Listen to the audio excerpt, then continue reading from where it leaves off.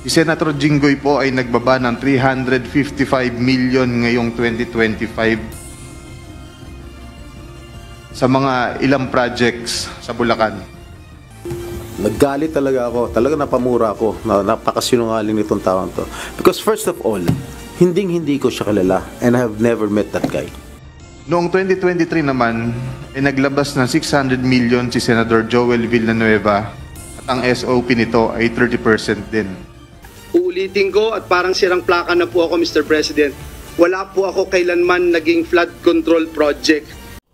Mga kabayan, matapos ang ginawang pagdinig sa Senado at pangalanan ni Carly Diskaya ang mga kongresman na naging katransaksyon nila sa mga maanumalyang flood control project sa iba't ibang bahagi ng bansa, tila rumisbak naman itong si Bryce Hernandez na dating opisyal ng DPWH dito sa dalawang senador na si Jinggoy Estrada at Joel Villanueva at kanya ibinunyag na di umano ay nakakulimbat ng milyon-milyon piso mula sa flood control project sa Bulacan. Sabi ni Senator Marcoleta kahapon, ligtas ka na. Hindi po ito totoo. Si Senator Jinggoy Ejercito Estrada, Senator Joel Villanueva, Yusek Robert Bernardo, at D. Alcantara. Si Senator Jinggoy po ay nagbaba ng 355 million ngayong 2025 sa mga ilang projects sa Bulacan. Noong 2023 naman, ay naglabas ng 600 million si Senator Joel Villanueva. Dahil dito agad na naglabas ng reaksyon at belta itong dalawang senador na nagdawit sa kanilang pangalan. Hamon ni Senador Jinggoy Estrada dito kay Bryce Hernandez, magpa-lie detector test silang dalawa para malaman kung sino ang nagsasabi ng katotohanan at kasinungalingan. Sabi ni Estrada, hindi niya kilala itong si Bryce Hernandez at wala siyang alam sa mga pinagsasasabi nito. Naggalit talaga ako. Talaga napamura ako. Napakasinungaling nitong taong to. Because first of all, hindi ko siya kilala and I have never met that guy. Just common sense. Will you think I will be actively participating in this investigation na nandun siya, nakilala ko siya, nagbibigay siya ng pera sa akin? That's common sense. I should have abstained from that hearing, from this hearing. Malakas ang loob ko dahil I did not commit any illegal act. Belta naman ni Senator Joel Villanueva, ikinagulat niya ang biglang pagkaladkad sa kanyang pangalan, gayong wala naman daw siyang flood control project kahit sa lugar, lalo na sa Bulacan, at ito ay paulit-ulit niyang sinasabi o itinatanggi. Nagulat po ako nung meron pong kumaladkad sa pangalan natin tungkol po sa flood control project sa mahal nating lalawigang Bulacan. Uulitin ko at parang sirang plaka na po ako, Mr. President. Wala po ako kailanman naging flood control project.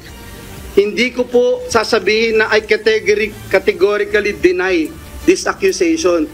Dahil po may resibo po tayo. Meron po pwedeng i-verifika kung bakit ito nangyayari.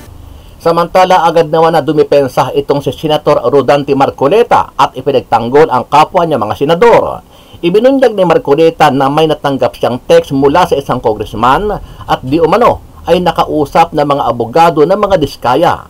Sabi ni Marcoleta, kailangan daw ay may mabanggit silang mga senador, kung hindi ay makokontempt sila. At meron pong nag-text sa akin sa magitan ng emissary ng abogado ng Diskaya, Mr. President. Meron po palang isang congressman, kanina pong nag-hearing sila, nakausap yung abogado ng Diskaya. Kailangan, meron kayong matukoy na senador sapagkat makokontempt kayo. Nasa akin po yung text message, Mr. President. Sa mga tweet, gusto lang nilang magpangalan. Hindi po mabuti yun. Kailangan po, sa tulong na rin po ni Senator Lacson, total naumpisan na yung mga contractors, naumpisan na itong mga kawani at opisyalis ng DPWH na talagang kandidato na po talaga sa impyerno, matukoy po talaga kung sino-sino po yung palaging kausap ni Yusek Cabral na sila po yung sindikato dito. Para po yung walang kasalanan ay huwag pong madamay. Maraming salamat po. Ano ang masasabi mo dito, kabayan? Naniniwala ka ba sa mga pagbubunyag nitong si Bryce Hernandez laban dito kay Senator Jinggoy Estrada na tumanggap siya ng 355 milyon at si Senator Joel Villanueva naman ay tumanggap ng 600 milyon? Ito ay sa kabila ng mariing pagtanggi ng dalawang senador at sa pagbubunyag naman ni Marcoleta na galing mismo sa mga congressman ang mga gawa-gawa nilang aligasyon para makaganti sa nauna na nilang pagdinig sa Senado kung saan ay nagdawit din ng mga mambabatas, partikular ang pinuno ng Kamara na si Speaker Martin Romualdez Jr. at Congressman Saldico. Sama-sama nating panuorin ang buong video at pag-comment nyo po ang inyong mga reaksyon at sariling opinyon. Pero bago yan, sa mga hindi pa po nakasubscribe sa ating channel na Kabayan News PH, pakipindot po ang subscribe button at pakiclick na rin ang notification bell para lagi kayong updated sa mga bagong upload natin na legit at napapanahong balita. Maraming pong salamat. Handa si Pangulong Ferdinand Marcos Jr. na bigyan ng proteksyon ng mag-asawang Diskaya sa gitna ng kanilang nalalaman sa mga umano'y irregularidad sa pagpapatupad ng infrastructure projects ng gobyerno. Kabilang ito sa naging pahayag ng Pangulo sa Cambodia bago siya bumalik ng Pilipinas matapos ang kanyang ilang araw na state visit. Samantala, nakatakda ng ilabas ni PBBM sa mga susunod na araw ang detalye ng binuong independent commission na mag-iimbestiga sa anomalya sa flood control projects. Ayon sa Pangulo, natukoy na nilang nararapat na ibigay na kapangyarihan sa independent body at kung sino-sino ang bubuo nito. There is a system of the witness protection, and if they qualify as witnesses who will testify, then the state is of course willing to provide them with protection. And if there is, and even before that, if there is a recognized threat, then of course we will protect them, not because they are making allegations, not because they are part of the investigation, but because they're Filipino.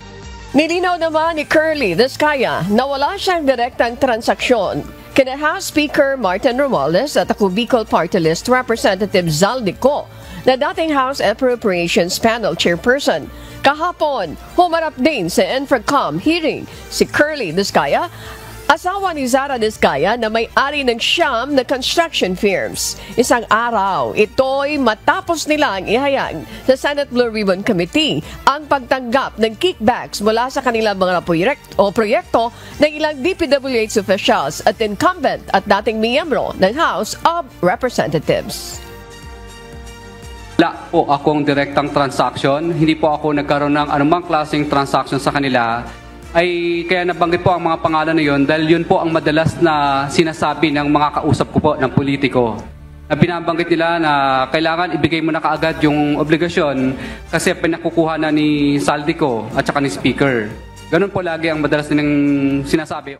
Planong sampahan ng kaso ni Senator Jinggoy Estrada si Bryce Hernandez, dating opisyal ng Department of Public Works and Highways. Ito'y matapos idawit ni Hernandez ang mambabatas sa mga anomalya sa flood control projects. Tinawag naman ni Senator Joel Villanueva na isang demolition job ang pagdawit din sa kanya ng former DPWH official sa umano'y anomalya. Kahapon isiniwalat ng dating DPWH official sa pagdinig sa House of Representatives ang involvement umano ng dalawang senador sa mga anomalya sa flood control projects. Naggalit talaga ako. Talaga napamura ako. Napakasinungaling nitong taon to. Because first of all, hindi ko siya kilala and I have never met that guy. Just common sense. Will you think I will be actively participating in this investigation na nandun siya, nakilala ko siya, nagbibigay siya ng pera sa akin? That's common sense. I should have abstained from this hearing. Malakas ang loob ko dahil I did not commit any illegal act. Nagulat po ako nung meron pong kumaladkad sa pangalan natin tungkol po sa flood control project sa mahal nating lalawigang Bulacan. Uulitin ko at parang sirang plaka na po ako, Mr. President. wala po ako kailanman naging flood control project. Hindi ko po sasabihin na I categorically deny this accusation. Dahil po may resibo po tayo. Meron po pwedeng i-verifika kung bakit ito nangyayari. Ay, magsimula muna tayo. You said na 23 years ka ng contractor. Yes, Your Honor. At dito sa 23 years mo na pangungontrata sa gobyerno, you have experience, you have varied experience. Naikwento mo rin at nakasulat sa salaysay mo na dito, minsan, ang nagiging kalakaran, you correct me if I'm wrong, nagiging kalakaran, meron kayong binibigyan ng porsyento. Tama o mali? Yes, Your Honor. Ang sinasabi mo, ang binibigyan ng porsyento, minsan ng politiko, nabibigyan din ng porsyento yung kawani ng DPWH. Is that correct? Yes, Your Honor. And mula sa salaysay mo, o yung mga sagot mo dito kanina, ang sinasabi mo, kaya mo ginagawa yan, dahil natatakot kang hindi makasali sa bidding o hindi makakolekta. Nakasali na po kami sa bidding. Hindi lang po ma-implement yung project at saka mapatigil po nila, mutual termination po. Now, yung inaabot mo, yung sinasabi mong inaabot, kailan to binibigay? Pagka na-bid out na yung project, pag natapos na yung project? Kadalasan po, pag awarded na po, o di kaya may notice to proceed na o nag-ongoing ka na. At kaya ka nagbibigay, bakit? Kadalasan po, pahirapan ka sa collection, mutual termination, at saka right of way problem po ang kakarapin mo. Sino nagpapahirap sa'yo? Yung politiko ba o yung... Minsan po, ang magpapahirap po yung mga district engineer or minsan, ano po, RD, dahil ano po, para daw sa taas. Now, nabanggit mo na 23 years ka na nangungontrata, pero ang nilagay mo sa listahan, parang limitado lang dito sa from 22 to 25. Bakit nun parang, do you want to make us believe na dati walang nanghihingi? Kanina po, nabanggit ko na po yun. May nanghihingi rin po naman, pero hindi po kami ginagamitan dati ng three-strike policy. Hindi masyado nila ini-implement yung salitang So, hindi ini-implement ang three-strike policy. Pero, do you confirm na meron din nanghihingi dati? Yes po, Your Honor, meron naman din. Okay. Now, dito, sa number 20 ng iyong salaysay, meron ditong sa 18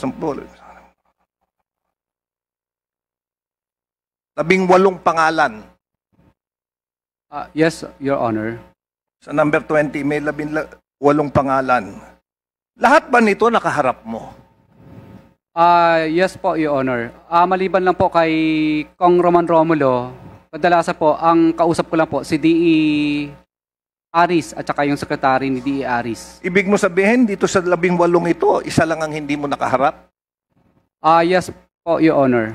Kasi pagka sinabi kong nakaharap, maaaring nakita kayo, pero dito sa 18 ito, ibig mo sabihin, lahat inabutan mo ng direkta, pera lang si Kong Roman Romulo? Hindi po, Your Honor. Yung iba po dyan, nag-usap lang kami, tapos yung sumunod, mga tao na lang po nila ang pinagbigyan namin. Dito sa 18, sino ang direkta mong inabutan? Direkta, kadalasan po si Kong Rillo po. Sino pa? Sinong Kong Rillo? Ng Quezon City po. Taga Quezon City ako eh. Yung kalaban nyo po. Kalaban nyo. Yung kalaban ko. Wag na. Bukod doon sa kalaban ko, sino pa inaabutan nyo? Baka naman sinasabi na, tinanong ko dahil kalaban ko. Sino pa? Your Honor, ano pa po, kagaya po ni, ito naman po, for example, kay Kong Jojoang, ano naman po yun, yung pinsan niya. Nag-uusap kami, tapos pinsan na pa niya kumukuha. Kaya ko na itatanong ito, kasi gusto ko lang malaman, kasi Kung meron dito sa listahan na ito na hindi mo dinirektang abutan at meron lang kumausap sa iyo, then hindi kaya maaaring hearsay o sinabi lang sa iyo na iaabot ko kunyari kay Kong Egay to pero hindi naman pala napunta talaga kay Kong Egay? Because hindi mo inabot na direkta eh. Maari bang nagamit ang pangalan ng tao? May possible po, pero kadalasan naman po, wala nang wala na pong masyadong nag-a-attempt sa iyo na guluhin yung project mo or ipa-mutual. Kaya ko na itatanong ito dahil sino ang maaaring manggulo ng project? Kadalasan po kasi ang mangyayari po nito, yung DE o di kaya RD po, kadalasan po, syempre, siya pa magpa-pressure sa iyo na ibigay mo na yung para sa taas. Okay. Pero dito, mabanggitin ko, nagkataon lang kalabang ko, siya inabutan mo ng direkta. Hindi po sa lahat ng pagkakataon. Minsan po yung taon niya. So, ibig sabihin, madami mong beses naabutan. Sabi mo, hindi sa lahat ng pagkakataon eh. Sa pagkakaunawa ko po, parang mga, 3 beses yata. Madami kang proyekto sa District 4. Hindi po ganun karami. Mga ilan? Parang, po yata, parang 5 yata, 5 or... Mga 5, at dun sa 5 beses, 3 beses mong inabutan, si... Kong Rillo po at saka yung taon niya. Yung 2 beses pa? Minsan taon na lang po niya. Sinong taon niya? Si Bogs Magalong po. At saan mo inaabot? Pumupunta po sa office. So, nagkita na kayo. Paano natin mapapatunayan na pumupunta nga sa opisina mo? Nakikita po siya ng mga empleyado namin. Now, going back.